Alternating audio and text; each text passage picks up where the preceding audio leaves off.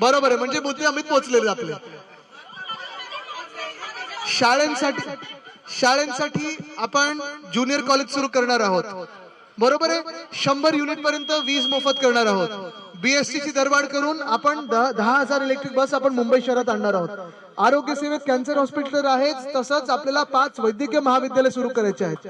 कितीतरी गोष्टी आपण करत आहोत. ते 15 गोष्टी प्रमुख आहेत, पण बाकीच्या गोष्टी ज्या आहेत त्या आपण मुद्द्याचं बोलत आहोत. भाजपकडून सगळा प्रचार सुरू होईल, हिंदू मुस्लिम वर बोलतील, सगळं काय होईल. त्यांना सांगा सगळं सोडा, मुद्द्याचं बोला. तुम्ही आमच्या शहराला काय दिलं ह्याच्यावर बोला. हेच महत्वाचं आहे. ही निवडणूक आपल्या शहरासाठी, ही निवडणूक आपल्या गल्लीसाठी, ही निवडणूक आपल्या आसपासच्या परिसरासाठी.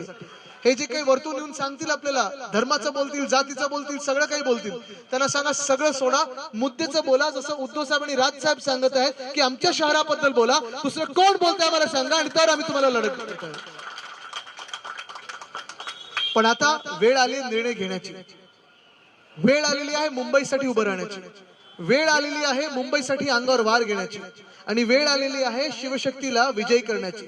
मला तुम्ही सांगा, निवडणूक ही जिंकायचं जर तुम्ही ठरवलं असेल, ठरवलं ना, ठरवलं असेल तर आपलं चिन्ह कुठचं आणि मतदानाचा दिवस कुठचा?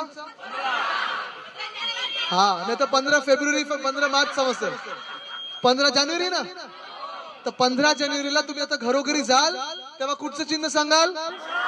उद्धव साहेबांचं चिन्ह, राज साहेबांचं चिन्ह, मोठे साहेबांचं चिन्ह, मुंबईचं चिन्ह. मशाल मशाल मशाल, घरोघरी मशाल गेली पाहिजे, आणि हा जो अंधार आहे तो दूर करण्यासाठी मशालीवरच मतदान झालं पाहिजे.